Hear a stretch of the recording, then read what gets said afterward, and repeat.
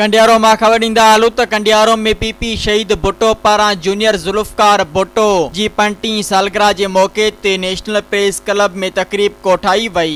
सालगिरह जो केक कटियो वियो। तकरीब के शहीद भुट्टो अॻवान फ़कीर रसूल बख्श मंगरियो, एहसान आगरो, उसामा राजपर ऐं ॿियनि जो चवणु हो त सियासत करण को आसान कम नाहे, पर जूनियर ज़ुल्फ़कार नंढी उम्र में जेका सियासत कई आहे इहा क़ाबिल तारीफ़ आहे। जूनियर ज़ुल्फ़कार वारी सियासत करण हर कंहिं जे वस जी ॻाल्हि न आहे। जूनियर ज़ुल्फ़कार भुट्टो हिकु बाकिरदार सियासतदान आहे ऐं हू साफ़ सुथरी सियासत करे रहियो आहे। जूनियर ज़ुल्फ़कार वटि सिंध ऐं सिंध जे माण्हुनि जो दर्द आहे।